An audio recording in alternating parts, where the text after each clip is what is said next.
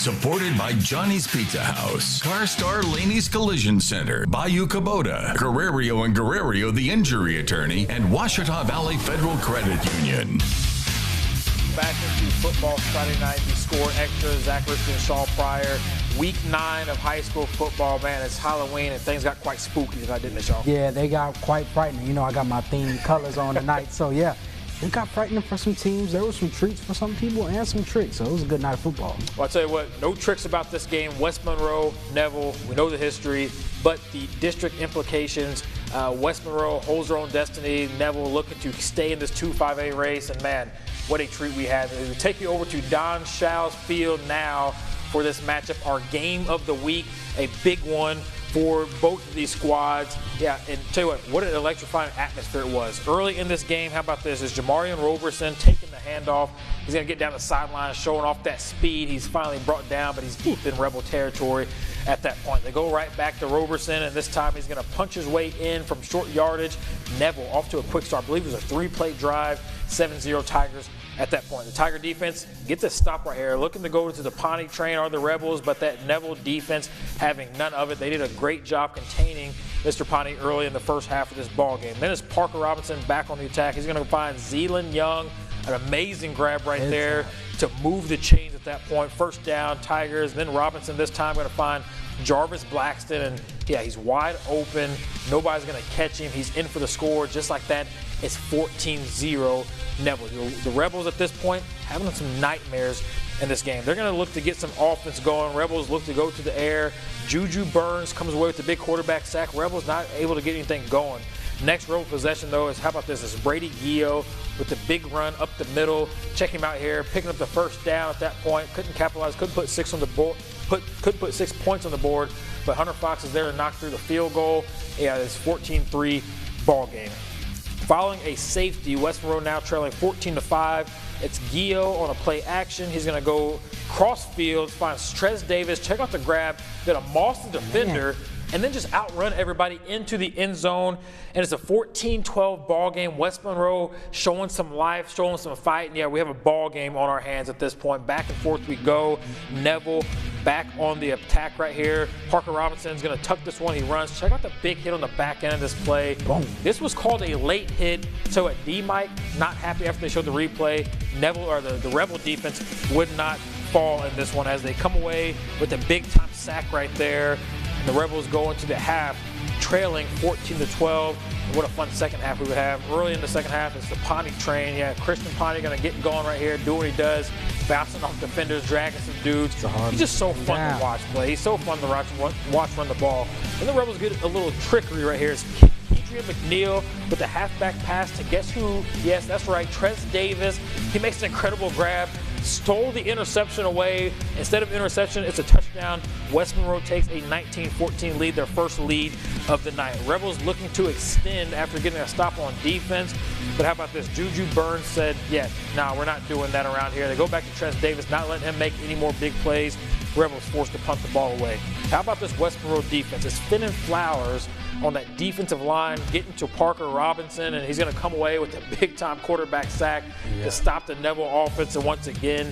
But I tell you what, the Rebels couldn't get anything going. Robinson back on offense finds Desi Bird. He gets in for the score right here. This makes it a 20-19 ball game in favor of the Neville Tigers. Coach Collins decides to go for 2. They draw up, one of their best plays right here. It's going to be Robertson to Roberson right here for the 2-point conversion. Makes it a 3-score ball game. That's important here. Rebels with a chance to tie the game. 45-yard field goal attempt on the way right here. Yeah, and look good off the foot right here as you're going to see it. Just wide left. Not going to happen. The Neville Tigers hang on to get the win. Now we have a 4-way tie in the district. Going to have co-champs decided next week. Going to be so much fun. 22-19, your final on that one. Let's do some more district action, Shaw.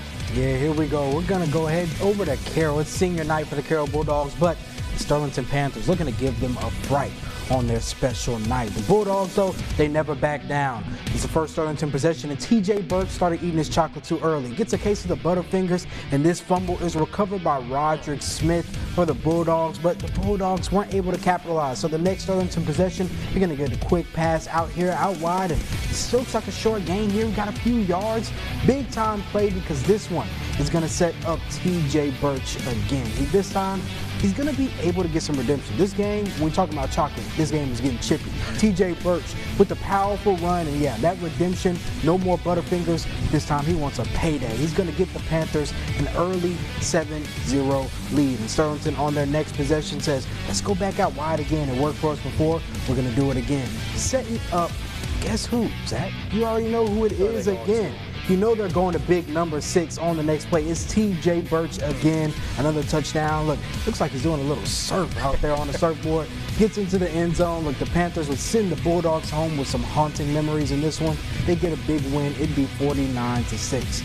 And the next stop on our trick or treat trail is going to be Stephen Fitzhugh Field, the home of the Eagles. And the first half, it felt like a treat for Faraday Trojans, but it may have been a trick. The Eagles on offense down 12-7, handed off to Jude Turner. He stretches across the pylon like a Laffy Taffy on his way to the Eagle touchdown. And Faraday on the next possession is going to try to respond. They're down but not out, but the Eagles defense is coming up big. That fumble right there is covered up by Cooper Thomas, and he scoops it up and scores a Faraday touchdown.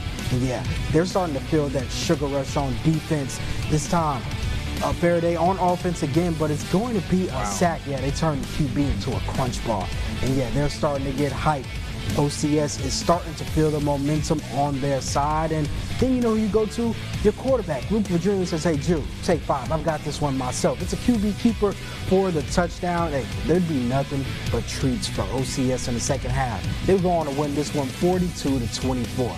So with the Eagles absolutely dominating all season long. Let's take you to Lebrano Field. Mangum hosting the Rayville Hornets. This one early on, that Dragon defense, yeah, no breathing room right there for the Hornets. But how about this?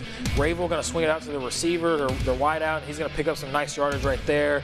And then how about this play? Check out the quarterback, Mr. Coward right here. Going to work around and make some dudes miss and finds Dylan Johnson, and he's going to do the rest himself. 76 yards down the sideline.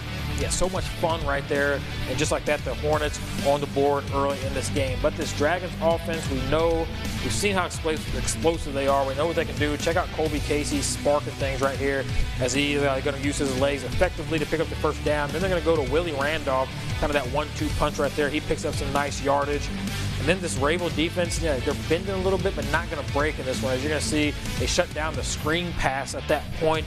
But you're not going to stop Willie Randolph too many times. You're not going to stop the Dragons too many times. You're going to see Mr. Randolph take this handoff up the middle and falls in for the touchdown at that point. But the Hornets not going away. This time it's Johnson once again rumbling his way down for a first down. Nothing happened for the Hornets. The Dragons are back on offense. And yeah, guess who? Colby Casey. And he's going to use his legs once again. Rumbles in for the score. Mangum gets the win over at Rayville. 67-28, your final in that one. Shaw, how about the Reds at West Washita? Yeah, the Chiefs had Peabody come into town, and the Chiefs are going to start with the ball, and it's going to be Trigger Booth. He's going to drag some defenders into the end zone with them on his way for a touchdown. And hey, you know I like some kickers, so we got kickers in this one, and the Chiefs take an early 7-0 lead. And on their next possession, it's going to be Dustin Ball, the junior running back. He gets the handoff, and he's moving quicker than a Reese's fast break. He takes it all the way to the end zone. This is a 55-yard touchdown. And hey, here we go again. Love to see these kickers making kicks. It's an early 14-0 lead for the Chiefs. And now the War Horses, it's saying that their turn now. They're going to go to QB Zadie Bolden. He tosses it to the running back. Jonathan Hargrove gets a 3-yard rushing touchdown, but they would miss the extra point, and that's why I think they would go on to lose this game. It'd be 41-31. Washita Chiefs take that one. Instead of going to highlights, we're going to start and go ahead and show you some Thursday night action. Riverfield Academy hosting Tri-County. I tell you what, this Tri-County Rebels team is so good. Early on, it's Brad Nasser finding the crease, a nice positive first down for the Raiders, but the Raiders looking for more. They're going to pitch it on the option. This ball is going to be dropped. The Rebels recover the fumble, and Didn't get much better for Riverfield Academy at this point. How about this? Hayden Hunt going to take the handoff here. He's going to roll in or rumble in for the end zone. Picks up a few blocks right there. 2-point conversion good. Tri-County takes an early 8-0 lead. Then it's Cooper Johnson at the quarterback. Check him out, taking a shot down the field. He's going to find Hunter Hildebrand in the end zone. I don't know if you can put this ball in a more beautiful place right there, right in the breadbasket. Tri-County continues to add on to their lead. More from their offense. Johnson, this time to Jimmy Washburn on the screen. A 2-point conversion right there makes it 16-0. Here's more from that offense. Johnson this time going to roll out to his right. He's going to look around for somebody to say, hey, I'm going to keep it myself. He tucks it, rumbles in. He's going to find his way to the end zone. Couldn't stop this team. Like I said, this Tri-County team so strong, so powerful. Here's Mr. Hunt on the 2-point conversion once again to extend that lead out. We'll show you a couple more right here. Like I said, just not a good day for Riverfield Academy, but credit to Tri-County in this one. You're going to see Hunt find some running room right here. He's going to find his way into the end zone once again. They're going to go for two. Got to show you this 2-point conversion right here. It's Peyton Patridge. He's going to catch this screen pass, and just check out the shiftiness to make dudes miss right here. As he catches this one, that's why you give it to your playmakers. Tri-County goes on to win this game big over Riverfield Academy, 46-8, your final in that one.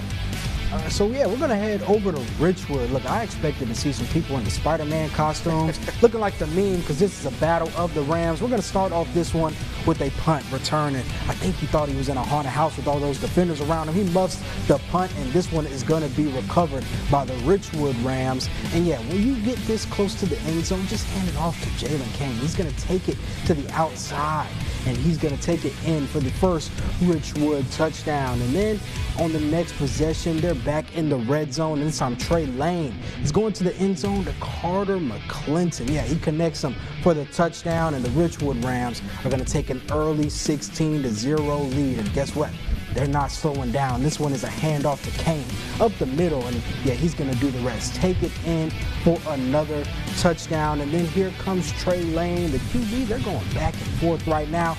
Big first half. He goes deep to Jordan Perkins.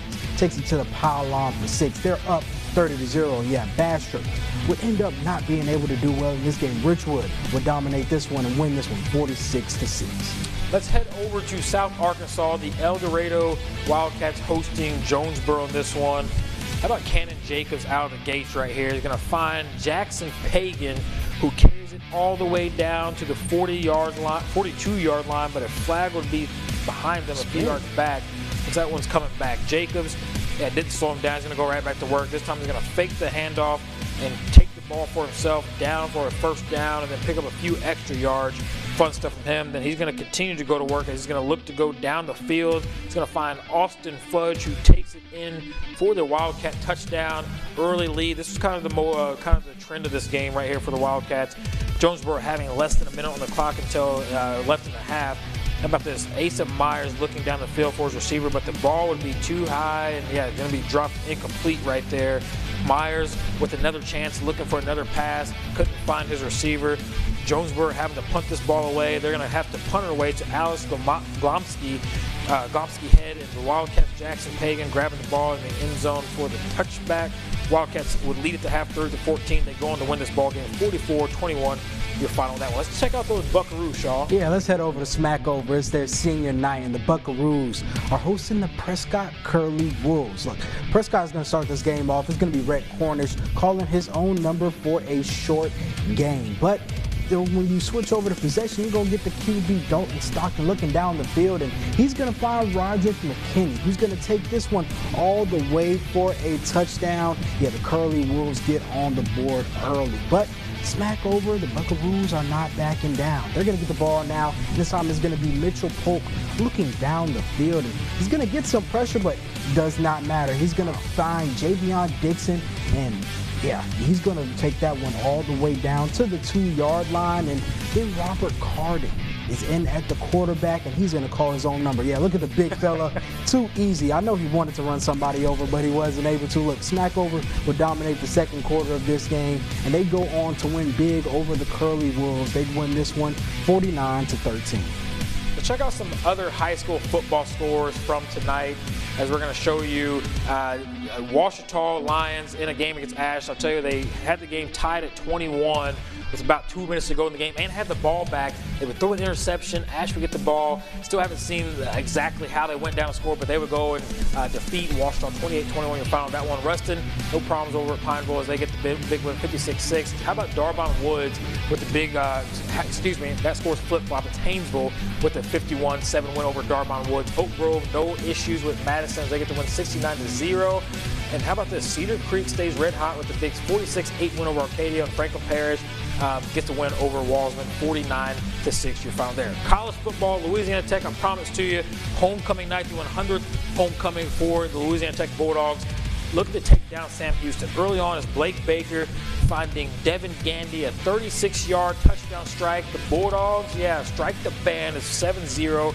Right out of the gates. They're not done just yet. That offense clicking on all cylinders. This time they're going to go to the ground, use the run game right here as they go to Amari Wiggins. He's going to pick up a nice chunk of yards as he gets out of the cluster, bounces to the outside, 37-yard run before he's finally pushed out of bounds just shy of the end zone. Then it's Clay Divinen at the goal line. I hope I pronounced his last name right. He gets in for the end zone, gets in for the score right there, 14-0 Bulldogs. And then, Mr. Clay, he's not done just yet. That was the short version, the little tease action right there. With this one, he's going to give you the grand finale as he's going to take this thing 50 yards to the house.